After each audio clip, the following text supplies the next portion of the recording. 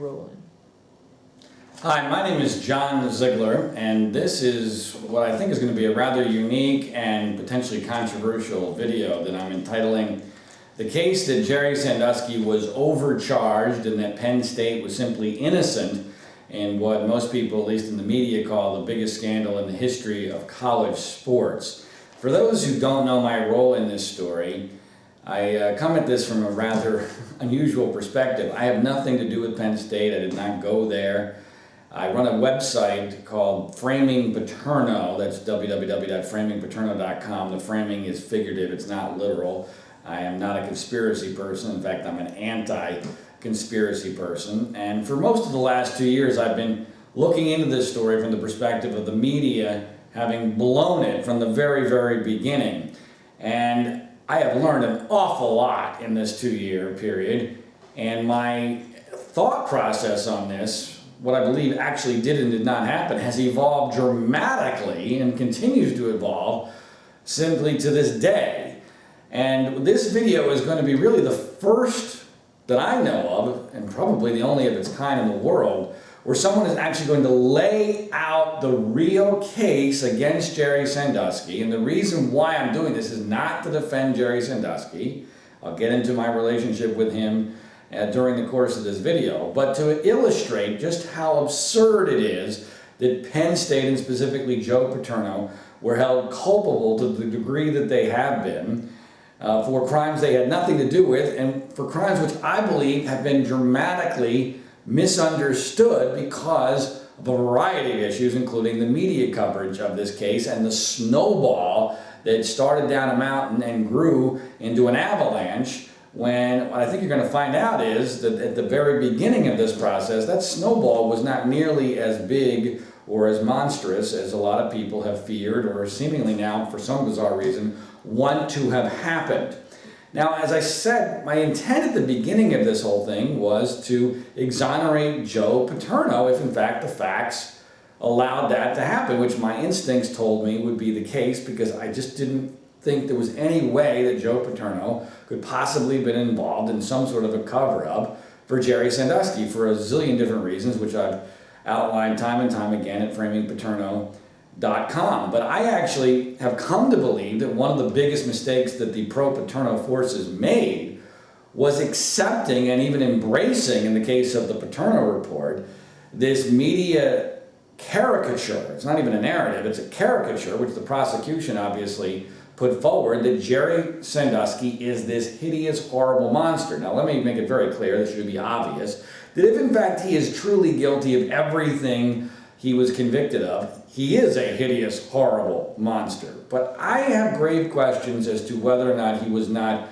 grossly overcharged in this case, specifically because the prosecution was so insecure about their case that they had to overcharge it in order to convince people that Jerry Sandusky was a hideous, horrible pedophile, that they would not believe him, and that they in fact would believe everything that the victims said, and sometimes even believe the victims when they didn't say particular things. I thought at the beginning of this that Jerry Sandusky was totally 100% guilty. In fact, we even nicknamed one of our cats. We have 2 cats. One is dominant, one is submissive. We even nicknamed the dominant cat Sandusky because I thought there's just no possible way that this avalanche could be happening to a person who was not completely guilty. But I was shocked when I interviewed Jerry Sandusky in prison for 3 hours, spoke to him on the phone for half an hour, and have exchanged numerous letters and emails with him. I've had hours and hours of conversation with his wife Dottie, met with her in her home, got to meet other members of the family, talked to other people close to him, learned more about the victims, and I'm really quite amazed that this case has come down the way that it did, because even though it might seem preposterous to someone who has not followed it as closely as I have, I think it's rather obvious that there is a very clear path to what I'm saying is true. That Jerry Sandusky is what I refer to as a chaste pedophile. He is a pedophile. He has pedophilic tendencies. He did things that were probably illegal. By the way, I'm not even sure he understood those things to be illegal. But he did not, in my opinion, and I can't be sure of this, but I'm going to lay out the case, and I think you might find it convincing, that Jerry Sandusky never had what would be called an overt sex act with a boy. Again, that is not to defend anything that Jerry Sandusky did with boys. He clearly acted inappropriately at best. Like, the purpose of this is to put in context his crimes so that you understand why Penn State and Joe Paterno had nothing to do with this. But unfortunately, the Paterno forces have embraced this narrative, and I believe have essentially checkmated Joe Paterno and the 3 Penn State administrators who are facing trial for their alleged role in this. They've checkmated them into a guilty position. Because once you buy that Jerry Sandusky is this hideous monster, then frankly, there's no defending anybody else, because everybody's going to just presume, well, you had to know, and there was all this damage because you didn't do more. So let's get into a little bit about why I believe this. See, I went on the Today Show after I interviewed Jerry Sandusky, and I had a strong suspicion that what I just told you was true, but I didn't feel as strongly about it as I do now, and I had a lot of very prominent people telling me, don't say anything like that. It will be perceived as you're defending Jerry Sandusky. It'll take away from your attempt to exonerate Joe Paterno. And I understood that, although I underestimated just how insanely stupid the news media was going to be, and how difficult even the tack that I was taking was going to be when it came to just getting the media to understand the difference between defending Sandusky and defending Paterno. It's rather hilarious that I ended up being accused of defending Jerry Sandusky anyway, because certainly Jerry Sandusky didn't believe that. Dottie Sandusky didn't believe that. I called him a pedophile on national TV, and yet I was here basically getting the worst of both worlds, not really defending him, not really even saying what I truly believed, and yet still being accused of defending him because the media is just that stupid and that biased on this particular story.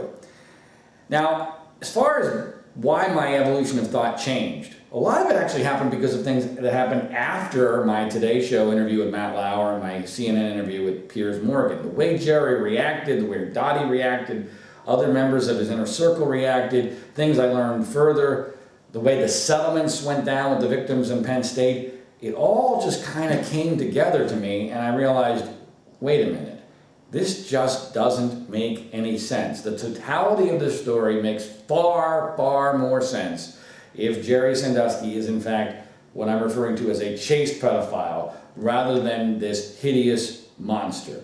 So let's take a look at this chart here, this rather crude chart that my wife put together to try to help you understand what seems like a massive amount of evidence really falls apart rather quickly when you break it down. There was a 3-year grand jury investigation of Jerry Sandusky, which is really quite remarkable when you consider the fact that he was convicted of 45 counts of incredibly complex crimes and issues 7 months after a 3-year grand jury investigation. There's no way for me to know for sure, but I gotta believe that's the first time in the history of the United States that something like that has happened.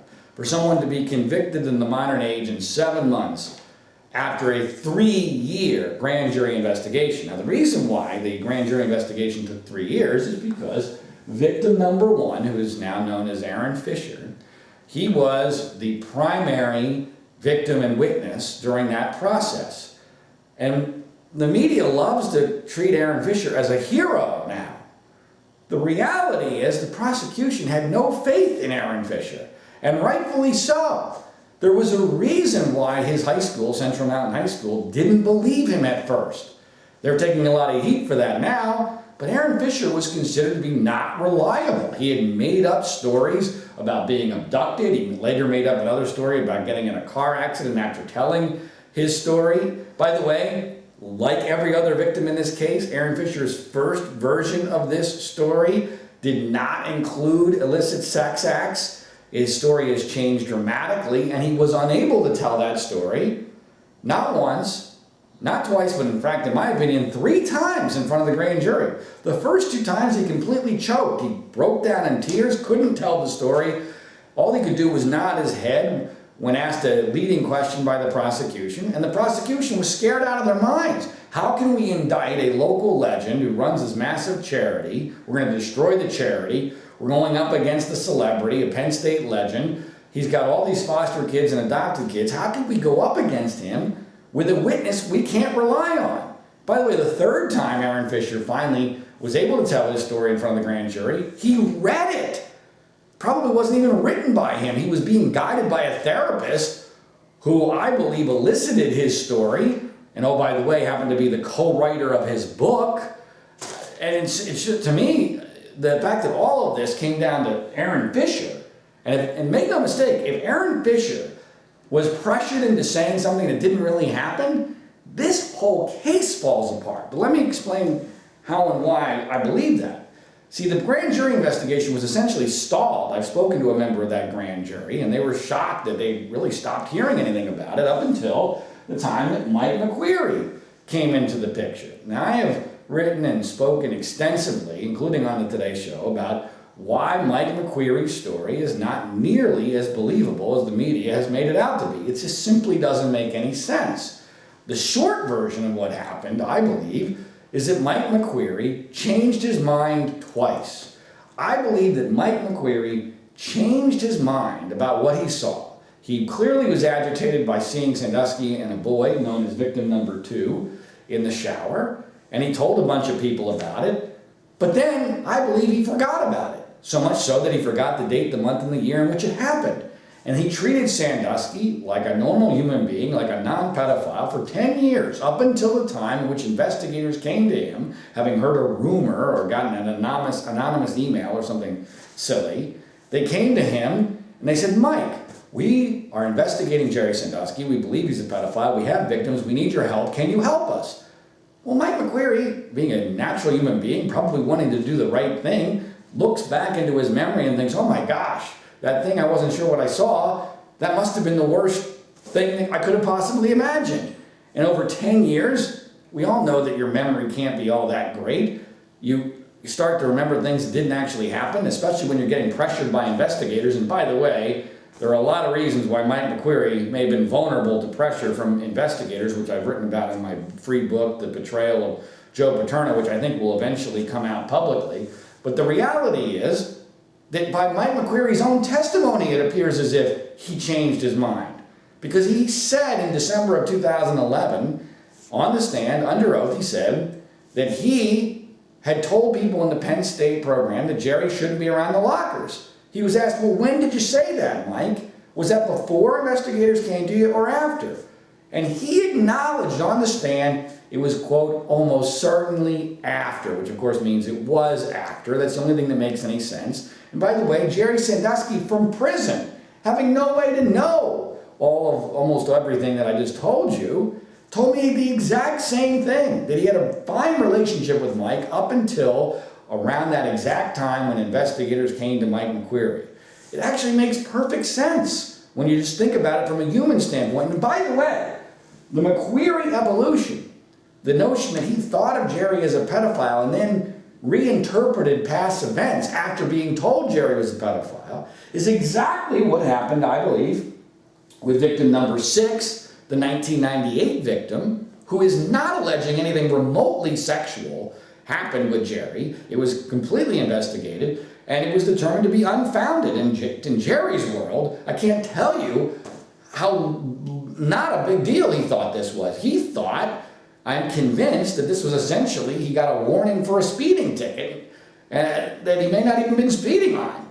That's, in his mind, what happened here.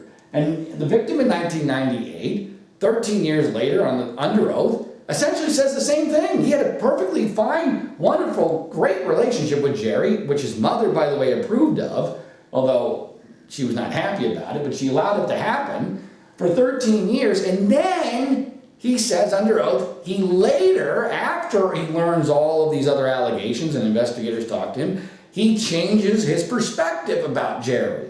Well, I believe the same thing happened with victim 2, who is the Mike McQueary victim, who the prosecution likes to refer to as unknown.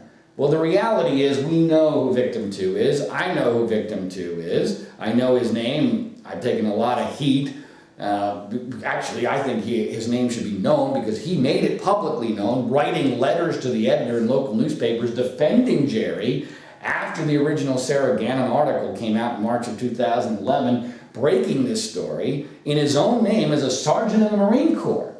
But the reality is, victim 2, on 3 different occasions in 2011, the letters to the editor, an interview with police, and on the day Joe Paterno was fired, he proactively, as a 24-year-old married sergeant in the Marine Corps, came forward and said, I'm the boy in the shower, Mike McQueary is mistaken or lying, nothing sexual happened with Jerry that night or any night. But then he became a victim.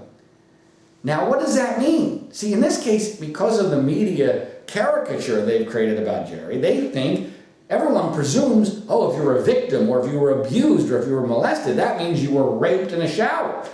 No. When you read the statement, which is on our website, framingpaterno.com, from victim number 2, it is very clear that under the new definition of abuse, because we now all presume Jerry is a pedophile, that what victim 2 said would qualify for abuse and for money from Penn State. And by the way, victim 2's lawyer, who represented him in 2 DUIs around this time period and whose mother victim 2 worked for, has a history of creating victims in this case. I believe about 5 of them went to him, and then he fed them to a high-profile Philadelphia law firm, and they've all made big bucks. And make no mistake, it's the lawyers in this case who have made out the best by far. Most of this money, the $60 million that Penn State is paying to victims, has gone to lawyers who had a huge incentive for their clients to say certain things. By the way, speaking of that, so we have McQueary, victim 2 and victim 6, all acting and saying that they changed their perceptions of what happened after investigators came to them or after they had learned of other allegations. Well, similarly with regard to lawyers, so we have only 2. This would shock a lot of people. At the time of the arrest, only 2 victims made allegations. By the way, it wasn't in their first versions of the story, but they made allegations that would be deemed to be clearly sexual. And I'm trying to make a Bill Clinton definition of sex here, by the way. We know what sex is. These were sexual allegations. Well, in the case, I've already talked about Aaron Fisher and my questions about him, but victim number 4, there's actually an audio tape. Imagine this, folks. There's an audio tape of victim 4's lawyer conspiring with investigators outside the presence of victim 4 to trick him, to lie to him, in an effort to get him to say he had a sex act with Jerry Sandusky. This is not an exaggeration. You can look it up for yourself. It's in my book. This was reported at trial. The media downplayed it unbelievably. Can you imagine if this had happened in, say, a Michael Jackson trial? The whole case probably would have been thrown out. But in the Jerry Sandusky case, it's, oh yeah, by the way, isn't this funny that the investigators didn't turn off the recording and by accident recorded themselves conspiring to lie to this particular victim. By the way, the judge in the case laughably told the jury, okay, when you consider this tape recording, don't take it out on victim 4's credibility, only take it out on the investigators' credibility, which to me is absolutely astonishing. Now, we have these other victims here at the time of the arrest, including victim 6, the 1998 victim, who, by the way, I actually think that if you watch and read the testimony of the 1998 victim, it reads almost like it's a testimony for the defense, or certainly at least is very consistent with my view of Jerry Sandusky as a chaste pedophile. You can say the same thing about 3, 5, and 7, although 5, I do believe, is lying because his time period dramatically and rather conveniently changed under incredibly suspicious circumstances, so that allegedly his shower with Jerry, which again did not include a sex act, occurred after the McQueary episode, which Penn State acknowledged got him more money. Well, gee, I wonder how that changed. And by the way, it didn't change by a few days. It changed by up to 3 or 4 years. And so I'm highly suspicious of the testimony of number 5, but it's still consistent with my theory of Jerry Sandusky as a chaste pedophile. So here we have victim 2. He says nothing sexual happened. We have the 4 non-sex victims at the time of the arrest. They say they don't even allege any sex acts, even though it's worth a heck of a lot of money for them if they did. Aaron Fisher's story is not nearly as strong as the media would have you believe. Victim 4, we have an audio tape of him essentially being lied to claim a sex act. And that leaves us now with victim number 8, who truly is unknown. He's the so-called victim in the janitor episode, except no one has ever come forward to say that they are the victim in the janitor episode. And the janitor episode, to me, proves one thing above all else. Jerry Sandusky did not get a fair trial. It wasn't even close, and this proves it.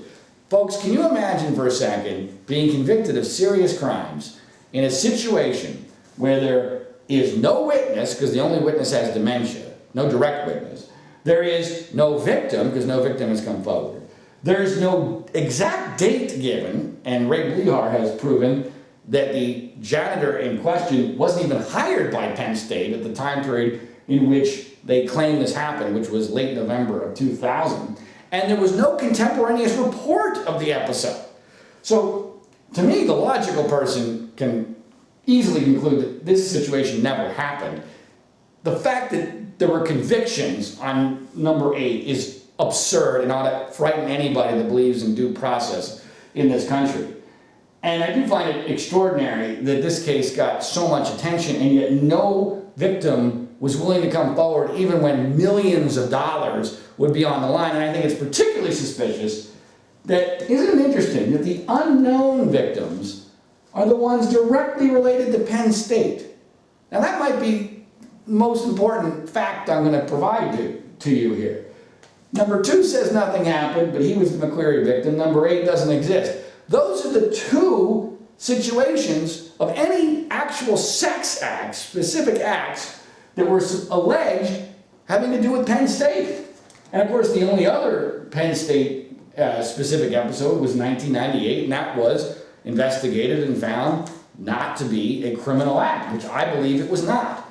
Now think about, in terms of Jerry getting a fair trial, and no matter what you think about Jerry Sandusky, he deserved a fair trial because that's what our system is based on. Not only does the victim 8 situation prove he had no fair trial, think about what his defense team and Jerry Sandusky's case had to deal with. This was, I believe, unprecedented. You had, first of all, an enormous amount of media coverage convicting him right out of the bat. They accepted the grand jury presentment as cold, hard fact, when we now know a lot of it was exaggerated, if not totally false. You had Penn State, his former employer, effectively pleading guilty by firing Joe Paterno and the president of the university. Now, how anybody in the world could get a fair trial after their former employer takes dramatic acts like that? Because obviously, if you're firing Joe Paterno and Graham Spanier, then Jerry Sandusky must be guilty, right?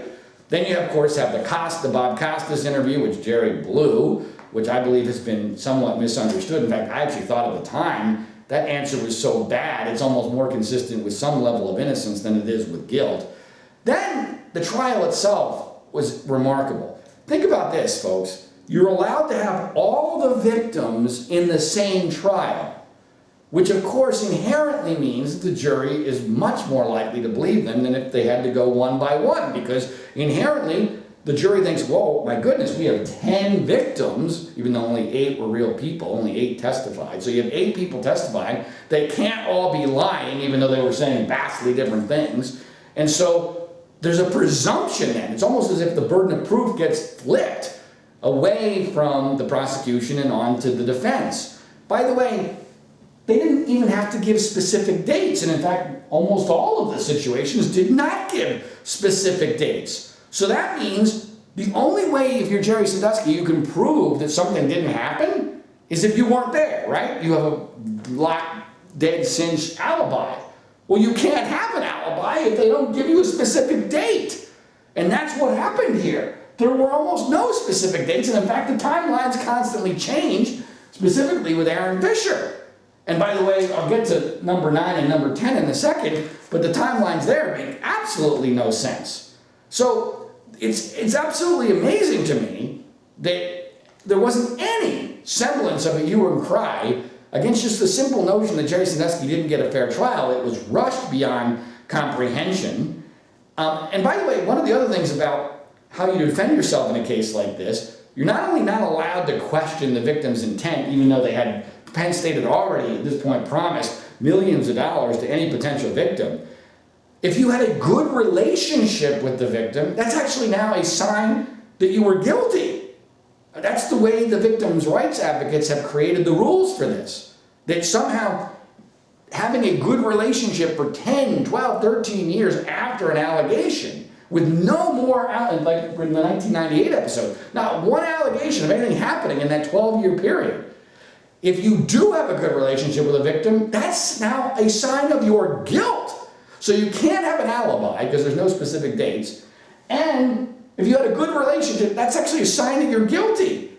And then add to that, the defense team, Joe Amendola, who I believe is a good guy, smart guy, but completely overwhelmed. I even think his co-counsel was working for the other side and more interested in getting laid during the trial than anything else, and maybe even helped the media and the prosecution, either on purpose or inadvertently.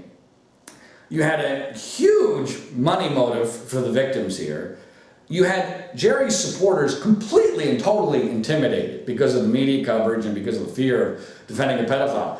Under normal circumstances, if Jerry had had any kind of presumption of innocence, he would have had hundreds of people taking the stand in his defense to vouch for his character. And isn't it interesting that only one person, I find this amazing, one person, even under this environment, was willing to come forward and say that they had ever seen Jerry Sandusky acting inappropriately with a boy? Just one? I just find that really quite astonishing in this environment, because anybody that came forward would have been hailed as a hero. So, and Jerry, of course, had very little money. He had no national celebrity. He had lost all presumption of innocence. And I do not believe that he got a fair trial. I'm positive of that. I know for sure Jerry Sandusky did not get a fair trial, and I think I've proven that. Now, as far as these two came forward, number 9 and number 10, came forward after the arrest. Now, I inherently am a little bit suspicious of anyone who came forward after the arrest for two reasons. First of all, it was well known between March of 2011 and November of 2011 that Jerry Sandusky was under investigation because of Sarah Gannon's article, which got a lot of play locally. So if you were in the local area and you had been abused horrendously, especially as number 9 claims, you knew that there was an investigation. Somebody had to have gotten that information to you. And yet you don't come forward until after the crap hits the fan, after the presumption of innocence for Jerry Sandusky is gone, after it's now clear that Penn State is going to be paying lots of money to anybody who is a Jerry Sandusky victim. I'm automatically suspicious. That doesn't mean you're lying. I'm just more suspicious. Number 9 and number 10, though, I find it amazing that in this, and we've all been told by the media that there was an avalanche of new victims after the arrest, which I guess I can understand. I mean, people are afraid of coming forward. It's a difficult thing. I get that. I understand it. Maybe you didn't know that you were going to get supported. You know, it was very clear victims were going to be protected. I am, as I said, a little bit more suspicious. But isn't it amazing that in this avalanche, the prosecution decided that number 9 and number 10 were the best of the new crop of victims? Now that's an important point, because when you consider that these 9 and 10 are the best of the new crop, because they actually were brought to trial and then testified, you then become, I think, you start to question greatly, well, who are these other anonymous, almost all anonymous, 15, 16 more who have gotten settlements that never testified at trial? Because 9 and 10 have horrific, well, they're horrific stories if they're true, but their stories do not hold up well. Number 9's story makes no sense on a number of levels. First of all, his timeline would have Jerry committing horrendous acts consistently during football practice.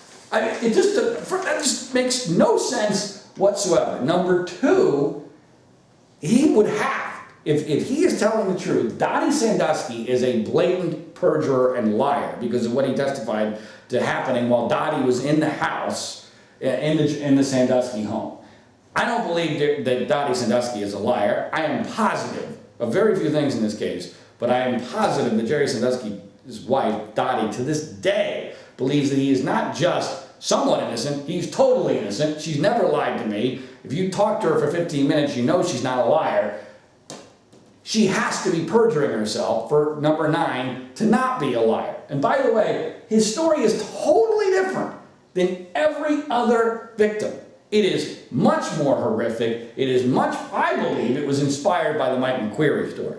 I believe number 9 heard about the Mike McQueary story, extrapolated it to a ridiculous degree, essentially just lied, and, but by the way, never took the test that could have been done to substantiate his allegations. And as I said, if he's telling the truth, Dottie Sandusky is a blatant liar and perjurer, which I don't believe. Number 10 is a convicted drug addict and a thief who spent a lot of time in prison and whose story also doesn't make a heck of a lot of sense. Dottie and Jerry say they don't even know who this person is, and he claimed that he got abused in a white convertible, yet there's not one shred of evidence that Dottie or Jerry ever owned, rented, or had any access to a silver convertible. So I don't believe 9 or 10 are telling the truth. And yet those are the 2 best new victims, according to the prosecution, who actually got to testify at trial, which I think should tell you a heck of a lot about those who got their settlements anonymously.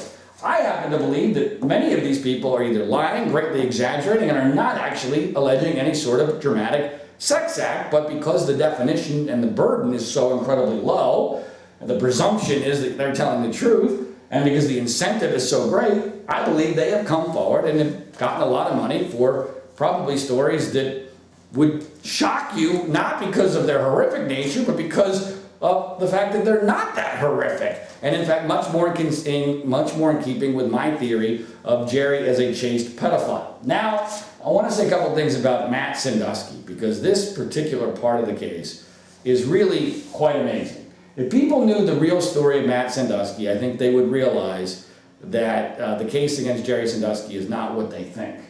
The media, of course, has embraced Matt Sandusky as some sort of a hero, the adopted son of the Sandusky family, coming forward in the middle of the trial to claim that he was abused. Now, when people hear that, they go, oh my gosh, that's just horrible. Obviously, Jerry Sandusky is guilty. How could that possibly happen? The defense team was in disarray because of this. They were shocked because Matt Sandusky had been one of Jerry's strongest supporters. Well, here's the real short version of Matt Sandusky. Every single person I've spoken to in this case believes that Matt Sandusky is a horrendous, hideous, horrible person. And I believe the record shows that to be the case. Every single member of the Sandusky family has said that Matt Sandusky came home from the first day of the trial after sitting right next to Dottie in the courtroom and told the entire Sandusky family, including Jerry and Dottie and the other adopted children, that he could lie just like the first victim that took the stand and make a lot of money doing so. And guess what he did? That's exactly what he decided to do, in my opinion. He decided to leave the Sandusky team, and this is how horrible a person he is. He asked Dottie to babysit for his kids, which, by the way, is interesting if you really believe that Dottie is somehow complicit in all of this horrendous sexual molestation that's going on. But okay, I'll leave that aside for a second. He asks Dottie to babysit for his kids so he could run an errand.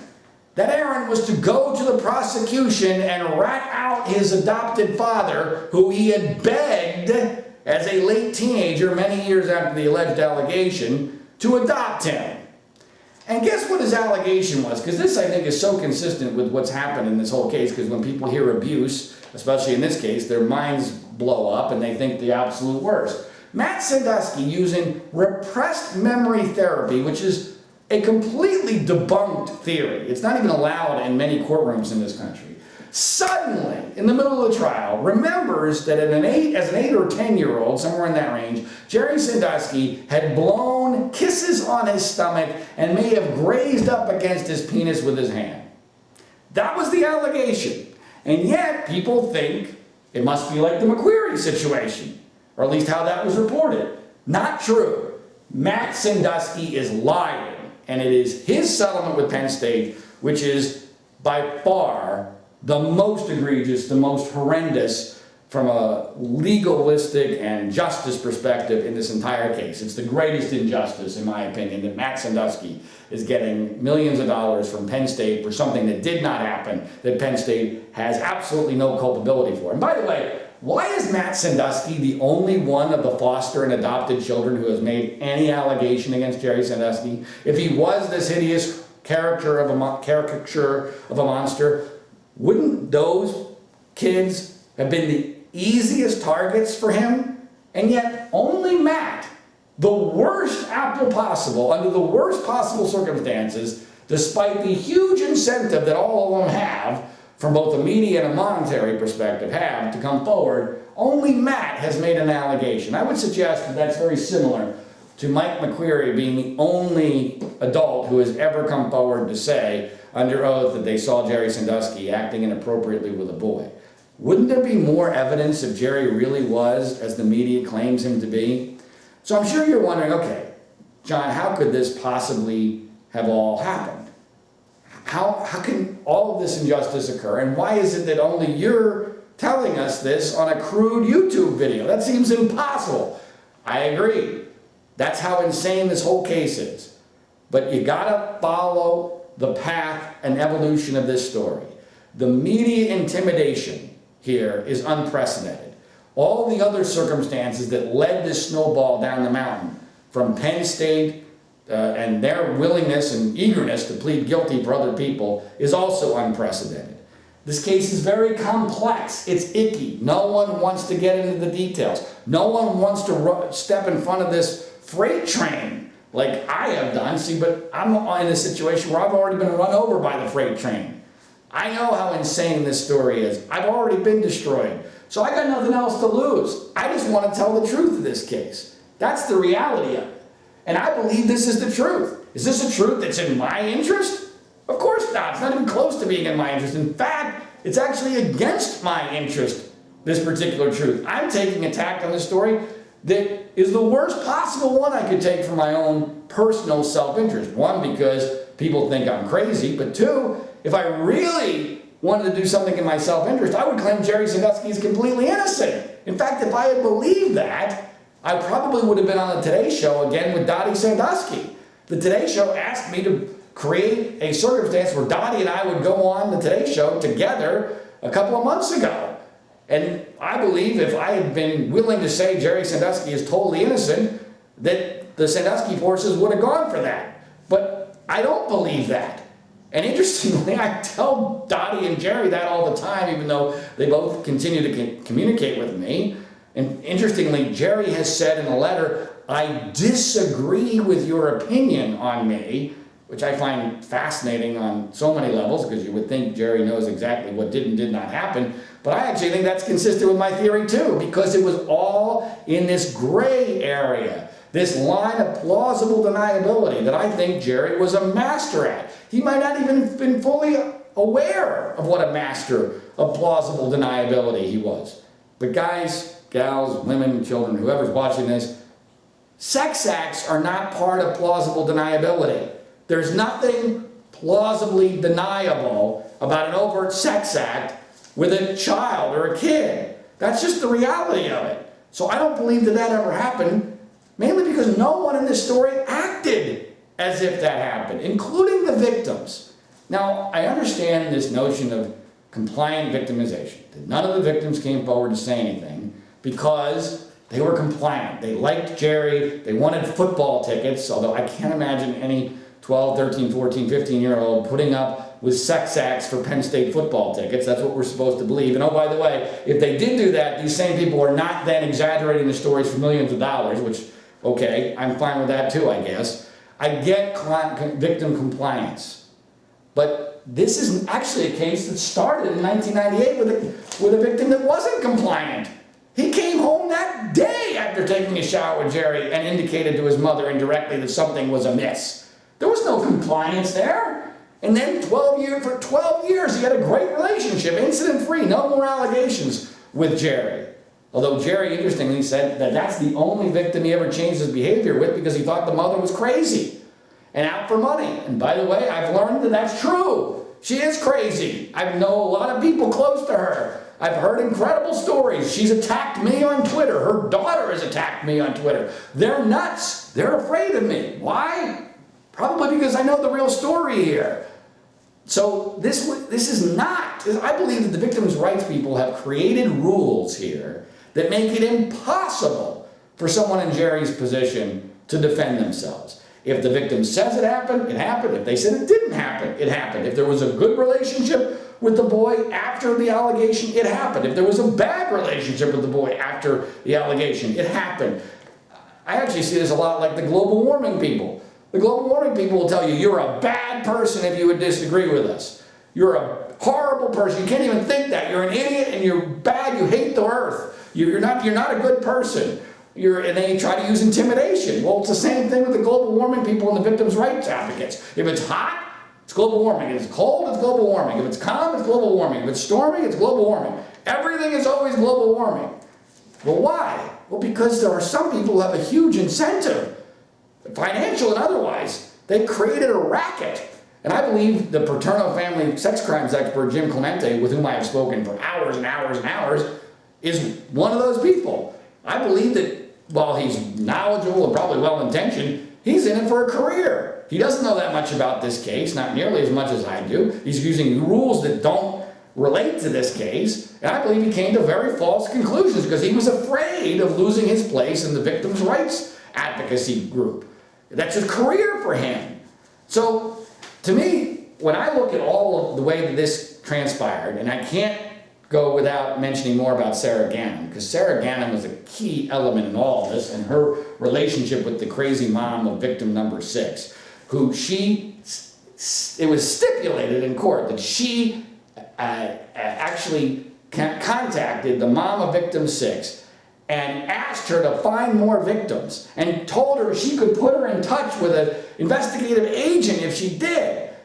I mean, that was stipulated in court by the prosecution, yet she wins the Pulitzer Prize. I actually contacted every member of the Pulitzer Prize committee that gave her the Pulitzer and asked, are you even aware that Sarah Ganim did this? Not one of them even responded to the email. I mean, that was media malpractice to the hilt. And then Sarah Ganim uses the mom of victim 6 on the third day of the scandal to make it seem as if the moms were somehow blaming Penn State and Joe Paterno. That's just flat out ridiculous and false based upon the facts of her case. People think to this day, reporters think that the 1998 victim number 6 was raped or there was something sexual. There was not. You have to understand that to realize how this story evolved. I guess another element of this whole deal, and this deals with the entire intimidation, the making of Jerry into a caricature monster, is I'm amazed that nobody believes anything Jerry Sandusky says. I mean, criminals all the time are still given some semblance of credibility in what they say. I mean, we're around the 50th anniversary of the JFK assassination. To this day, over half the country believes that Lee Harvey Oswald was credible when he said, I'm just a patsy. This is a guy who was caught in many, many lies, blatant lies, who I believe killed the President of the United States, and yet people still believe some of the things that Oswald said because they want to believe them. Well, I believe that Jerry is actually pretty credible. Almost everything he has said to me has been backed up in some way, corroborated in some way, or at least makes some sense.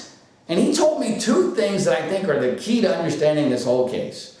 When Jim Clemente gave me what he thought were going to be the magic words to get Jerry to confess, and I did it exactly like Jim wanted me to, I think Jerry did confess. Jerry said to me, and you can see this at framingpaterno.com,